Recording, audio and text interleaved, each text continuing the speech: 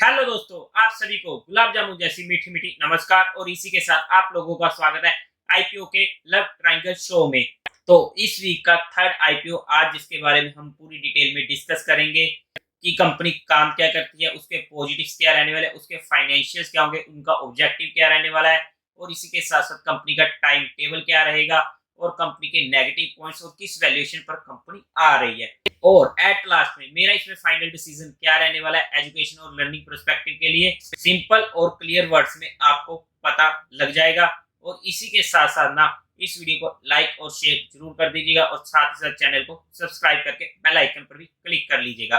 तो देवियों और सज्जनों, आप लोगों का स्वागत है आईपीओ के लव ट्रायंगल शो में। कीनेस टेक्नोलॉजी कंपनी लेके आ रही है अपना आईपीओ। ये कंपनी 2008 में इनकॉर्पोरेट हुई थी। कीनेस टेक्नोलॉजी एक एंड टू एंड और इसी के साथ साथ IoT solution enabled integrated electronics manufacturing वाली ये कंपनी होने वाली है।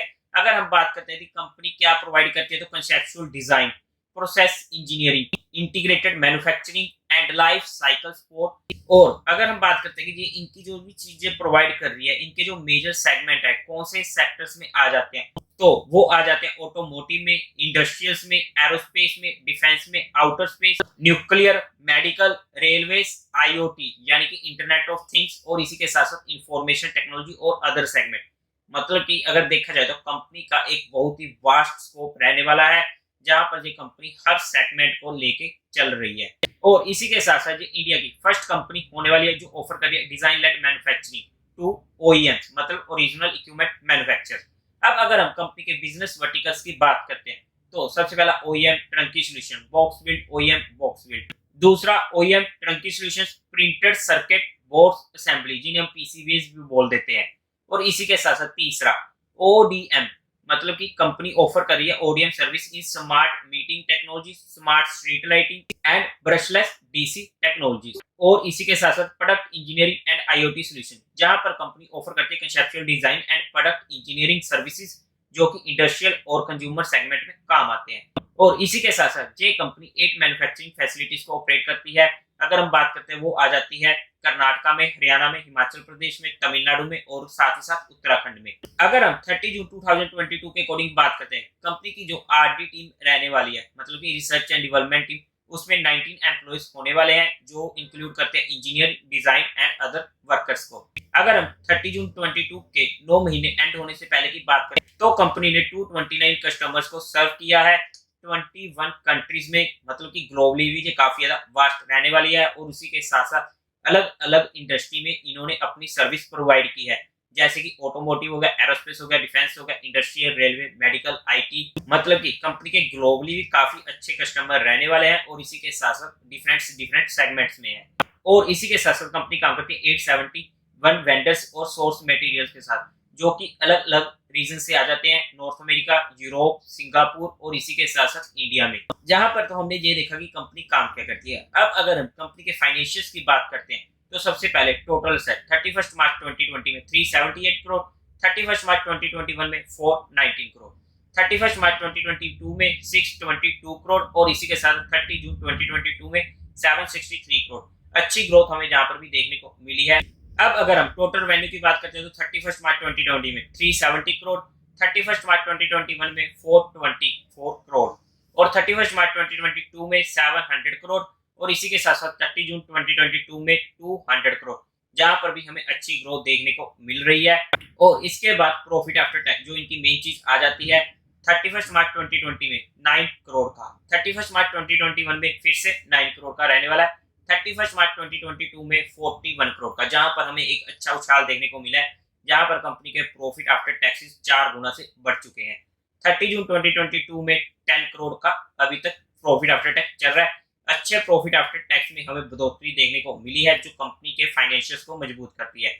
अब अगर हम कंपनी की नेटवर्क की बात करते हैं, तो 31 मार्च 2020 में 95 करोड़, 31 मार्च 2021 में 136 करोड़, 31 मार्च 2022 में 200 करोड़, और 30 जून 2022 में 212 करोड़। नेटवर्थ भी अच्छे खासे बड़े हैं। अब अगर हम टोटल बोरिंग्स की बात करें, तो 31 मार्च 2020 में 140 करोड़, 31 मार्च 2021 में 140 करोड़, 31 मार्च 2022 में 170 करोड़, और इसी के साथ 30 जून 2022 में 186 करोड़। टोटल बोरोइंग्स भी बड़े जरूर हैं, लेकिन एक डिसेंस से बड़े हैं। अगर हम कंपनी के फाइनेंशियल्स को देखते हैं तो काफी अच्छे फाइनेंशियल जहां पर हमें मिलने वाले हैं। अब इसके बाद अगर हम कंपनी के ऑब्जेक्टिव ऑफ द इशू को देखते हैं तो सबसे पहले तो इनको रीपेमेंट करनी है अपनी बोरोइंग्स की, और इसी के साथ साथ सेकंड पॉइंट की अगर हम बात करें तो इनको फंडिंग चाहिए कैपिटल एक्सपेंडिचर के लिए, जो इनकी एग्जिस्टिंग मैन्युफैक्चरिंग फैसिलिटी में यूज होने वाली है, जो एक मिजोर में रहेगी और दूसरी रहेगी मानेसर में जो हरियाणा में है। थर्ड ऑब्जेक्टिव इनको इन्वेस्टमेंट करनी है अपनी फुली ओन्ड सब्सिडरी में कैनिस इलेक्ट्रॉनिक्स मैन्युफैक्चरिंग प्राइवेट लिमिटेड, जो फैसिलिटी होने वाली है वो सेटअप करेंगे जे चम्बाराजा नगर में, जो कि कर्नाटका में है। और उसी के साथ साथ फोर्थ इनको फंडिंग वर्किंग कैपिटल की रिक्वायरमेंट है कंपनी के लिए, और fifth general cooperate purpose. Objective भी काफी अच्छे हमको मिलने वाले हैं।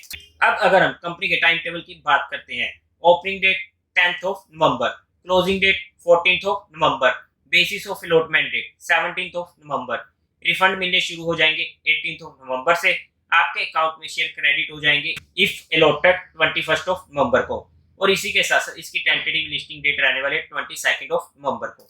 अब अगर हम कंपनी के लॉट साइज की बात करते हैं तो 25 शेयर्स का एक लॉट रहने वाला है, जिसकी अमाउंट पड़ने वाली है 14,675 में। अब अगर हम स्मॉल एचएनआई की बात करें तो वहां पर आपको 14 लॉट्स अप्लाई करने पड़ेंगे, 350 शेयर्स की क्वांटिटी हो जाएगी और अमाउंट पड़ेगी 2,05,450 रुपीज। बिग एचएनआई में 69 लॉट्स हो जाएंगे, 1725 क्वांटिटी हो जाएगी शेयर्स की और अमाउंट पड़ने वाली है 10,12,575 रुपीज। इसी के साथ साथ अगर हम कंपनी के प्रमोटर होल्डिंग की बात करते हैं तो प्री इशू रहने वाला है 79.78% का, पोस्ट इशू रह जाएगा 67.39% का। अब अगर हम कंपनी की और डिटेल्स की बात करते हैं तो 10 रुपीज पर शेयर का फेस वैल्यू रहने वाला है, 559 से 587 का बैंड प्राइस इनका रहने वाला है, 25 शेयर्स का एक लॉट होने वाला है, इशू साइज होने वाला है 857 करोड़ का, जहां पर फ्रेश इशू रहेगा 530 करोड़ का, और ओएफएस रहने वाला है 327 करोड़ का। और इसी के साथ साथ एम्प्लॉय को डिस्काउंट मिलेगा 50 रुपीज का, बीएससी एनएससी दोनों पे लिस्ट होने वाला है। कोटा की अगर हम बात करते हैं तो 50% क्वालिफाइड को, एचएनआई को 15% और रिटेलर्स को 35%। कंपनी के प्रमोटर की बात करें तो रमेश कुन्नीकंडन, स्वीता रमेश एंड आर के फैमिली ट्रस्ट कंपनी के प्रमोटर रहने वाले हैं। अब हमने कंपनी के बारे में डिस्कस कर ली बेसिक सारी डिटेल्स। अब अगर हमें आईपीओ अप्लाई करने होते हैं तो हमें चाहिए होता है डीमेट अकाउंट। डिस्क्रिप्शन में आपको इंडिया के बेस्ट ब्रोकर्स का लिंक मिल जाएगा, जहां से आप अपना डीमेट अकाउंट खुलवा सकते हो, फैमिली मेंबर्स का खुलवा सकते हो, क्योंकि जितनी ज्यादा आईडी से हम आईपीओ अप्लाई करते हैं, I mean different pan card, मतलब कि आपके खुद के नहीं, आपका हो, माता का हो, पिता का हो या फिर दोस्तों का हो, डिफरेंट डिफरेंट पैन कार्ड से, तो आपके पास वहां पर प्रोबेबिलिटी बढ़ जाती है आईपीओ मिलने की। तो अगर आप हमारे दिए हुए लिंक से अपना अकाउंट ओपन कराते तो आपको एक प्राइवेट टेलीग्राम चैनल से जोड़ा जाएगा, जहां पर काफी ज्यादा एडिशनल इंफॉर्मेशन शेयर की जाती है एजुकेशन और लर्निंग पर्सपेक्टिव। अब अगर हम कंपनी की और वैल्यूएशंस की बात करते हैं तो सबसे पहले ईपीएस, जो कि एवरेज ईपीएस होने वाली है 5.57 की, रिटर्न ऑन नेटवर्थ भी एवरेज रहने वाली है पिछले 3 सालों की 14.21% की।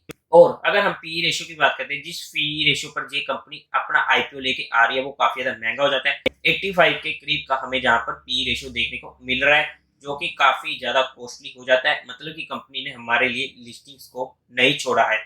यही कंपनी का एक मेजर नेगेटिव पॉइंट रहने वाला है, इसकी कंपनी ने हमारे लिए कुछ छोड़ा नहीं है और उस चक्कर में हमारी रिस्क रिवार्ड रेशियो हमारे फेवर में नहीं आती है। कंपनी की हर चीज ओके है, फाइनेंशियल काफी स्ट्रॉन्ग है, कंपनी का सेगमेंट्स अगर काम करते हैं तो वो काफी डिफरेंट डिफरेंट सेगमेंट में काम करती है, काफी ज्यादा ओके है, but P ratio is not okay there.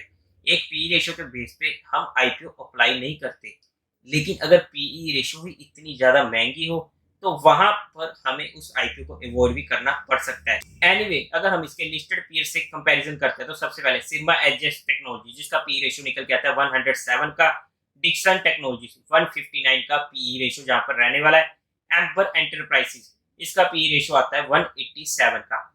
हालांकि अपने लिस्टेड कंपैरिजन से इसका पी रेशियो काफी कम है, लेकिन अगर हम बाकी सभी चीजों को इन कंपनियों के साथ कंपेयर करते हैं तो इस कंपनी का पी रेशियो काफी महंगा है। और इसी के साथ साथ एक और नेगेटिव पॉइंट जहां पर जो रहने वाला है कि आईपीओ काफी ज्यादा है, किस तरीके से एचएनआई और क्यूएवी का रिस्पॉन्स हमें देखने को मिलता है, तो उस फैक्टर को भी हम नजरअंदाज नहीं कर सकते हैं।